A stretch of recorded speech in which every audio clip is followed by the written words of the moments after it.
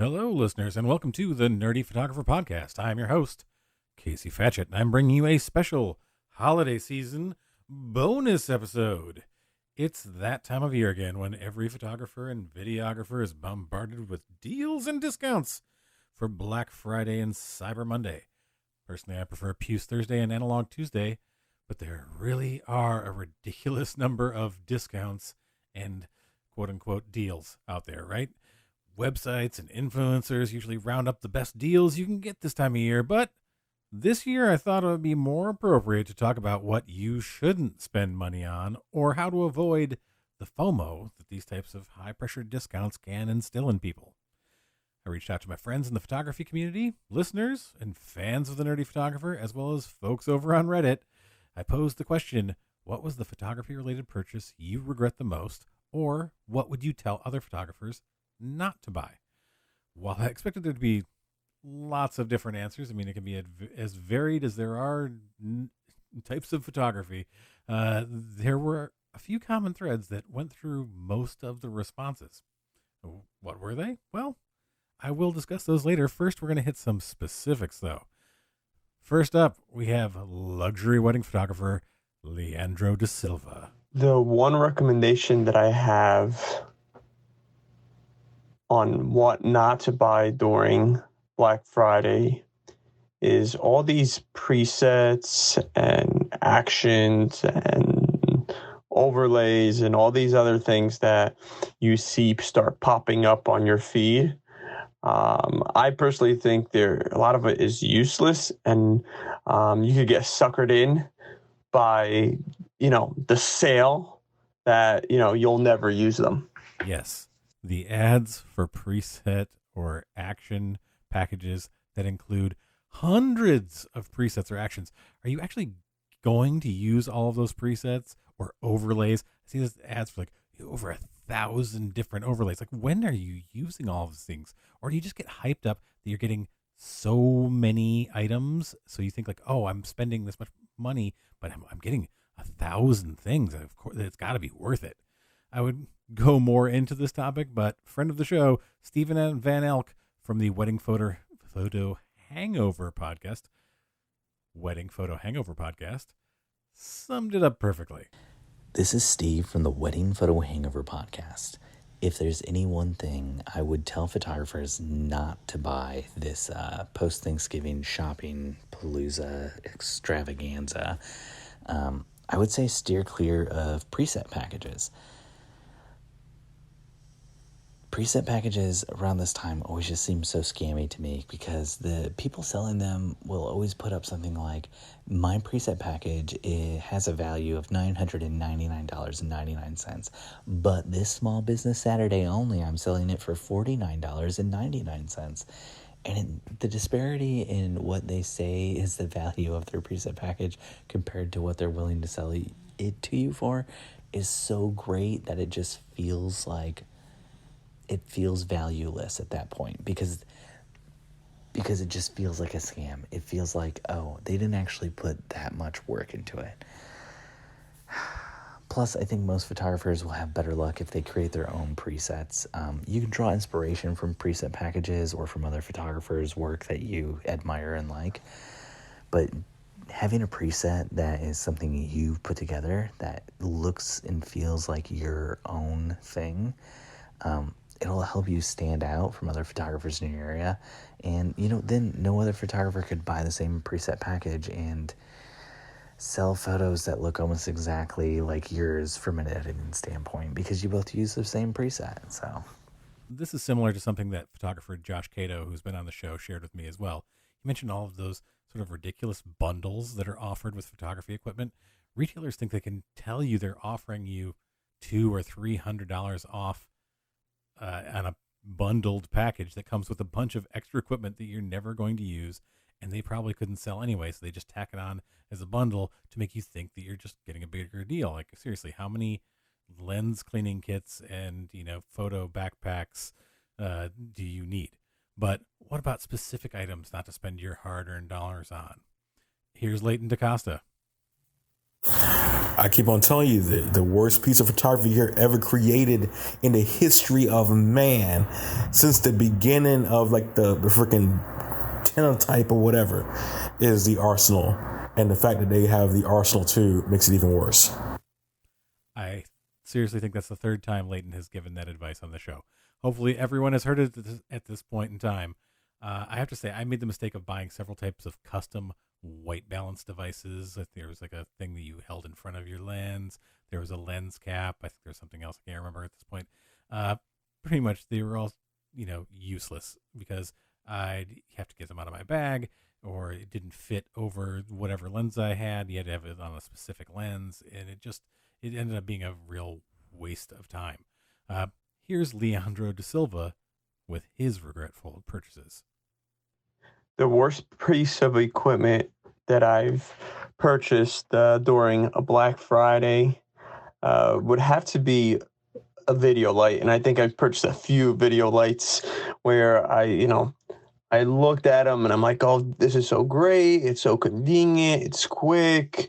It changes colors. I can use it as rim light, as lighting up a wall. And I end up not using it, or it doesn't work as it was advertised, or the photos that they used to advertise it with. And it just sits in my closet. I have to say I'm guilty of the same thing. I've bought several little LED lights thinking that I was going to use them at weddings as like pin lights or, background lights or whatever. Fortunately, I managed to transition those items for use in videos that I shoot, but they can be disappointing for still photographers. The number one answer on the internet, including from people on Reddit, the photography forum, their subreddit for photography, I posed this question. So many people said cheap tripod. Cheap tripods are what to avoid. Story after story mentioning folks buying 2 or 3 cheap tripods, usually slowly going up in price until they invested in a high quality, sturdy tripod. I can attest to this. I purchased a number of inexpensive tripods when I started out, thinking that, it really didn't matter. A tripod's a tripod. However, I found out that if you invest the money, and I mean spend at least a couple $100 and get a solid professional tripod that isn't going to tip over and smash your camera, or that the latches aren't going to break on after 6 months of use, it's really, truly worth it. And they can last you. I've had my Manfrotto tripod that I think was a little over $200 at the time. I've had it for over a dozen years, and it still works great. If you are planning on making some photo-related purchases this holiday shopping season, Mel Johnstone from the Filters Removed podcast and Another Photographer podcast has some advice. So number one, if you're looking to switch over to mirrorless and there's a sweet couple $100 off on the camera model you're looking at, now would be the time. And you have all of this off season to get used to the new camera and then eventually switch over your second body. Number two would be a sit to stand desk to help your body cope with all the email answering and sorting and editing, etc. And also try out some of the new AI editing software because it is phenomenal and will save you literally hours. However, before making any major purchases, wedding photographer and friend of the show, Devon Rowland, has something to say.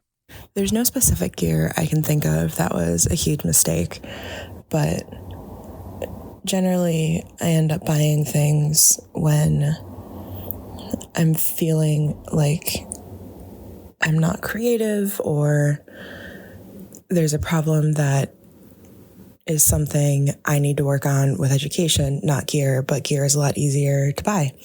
So that tends to be when I regret spending money on equipment. This is such a really interesting point. It's true that we often feel like gear is somehow going to be a shortcut to leveling up our photography, when perhaps we need to take some time to focus on our craft and learn about what we're doing, as opposed to just trying to buy something that's going to somehow change everything that we do with our photography. Invest the time in your craft, and you will not only have a more solid foundation to work from, but you will save yourself money. Which brings me to the most common thread among all of the comments I received in this topic. And that was, do not buy something simply because it is on sale. I'm going to repeat that one more time. Don't buy anything just because it's on sale. Only purchase things that you were already planning to buy that happen to be offered at a discount during the holidays. One photographer mentioned that they used this time to purchase normal, quote-unquote, photography-related consumables, such as new memory cards, hard drives, batteries, printing paper, things that they are consistently using that aren't strictly limited to the photo industry that are offered at a discount this time of year. Because if you go out and you just buy something just because it's on sale and you don't need it, it's likely not going to get used. But I will leave that. Steven Van Elk is going to take us out on that topic. The other thing I would say to steer clear of are aspirational gifts. Like aspirational buys are things like when you go into your grocery store and you don't typically eat healthy, but oh man, you want to. So you buy a bunch of vegetables that you've never had before and you don't really want to eat, but you just want to be more healthy. And then those vegetables just, sit in your fridge and eventually get moldy and, mushy and gross. We do that, photographers with gear all the time, whether it's flashes or lenses or whatever, we see something that we think we want and we try to force ourselves to buy it because we think it's going to change the way our business works or the way we shoot or whatever. And I would just say don't invest in aspirational things. An example from my life, I thought I wanted to do a ton of drone stuff, so I bought a DJI Mavic Pro, and then I didn't even fly it for 2 years after I bought it. It's a little moldy and mushy now and gross. So I would say to steer clear of aspirational things. Those are great things if you have a friend, romantic partner, parent, somebody who buys you bigger ticket gift items. Those aspirational gifts are great things to put on oh, hey, did you check my Amazon wish list? Because I've got a, 50 millimeter f1.2 on there or something that you wouldn't normally shoot with. Maybe that's a bad example. I don't know how many people shoot with 50 millimeters. Yes, aspirational purchases are good as gift ideas, but don't go out and spend hundreds or thousands of dollars on gear that you really have no use for. When it sits around and doesn't get used, it's just going to frustrate you. You're going to be angry at the amount of money you spent on it. And I speak from experience. I had a piece of gear that I didn't use for so long that the battery actually died, and I had to order a replacement when I did eventually get around to using it. One last thing I'm going to mention about photo gear purchases before the end of this episode: gray market items. And be very careful where you buy, especially cameras and lenses from. If an item is not listed as what market it's from, like US, Japan, or other different photo markets, Europe, if it just says gray market, you're going to want to avoid that. They have no warranty, and most places that repair photo gear won't even touch them. So if it shows up and it's already broken or doesn't work, you're probably not even going to be able to get it repaired. That's just, my final little add in there. I hope you found this episode helpful and that you have a safe and happy Salesapalooza / holiday season. The Nerdy Photographer Podcast will be back with new episodes in the new year, including some long-awaited adventure episodes. In the meantime, follow along on Instagram, Twitter, if that still exists whenever you hear this episode, and TikTok at The Nerdy Photo. That's at The Nerdy Photo. Until next time, stay safe and stay nerdy.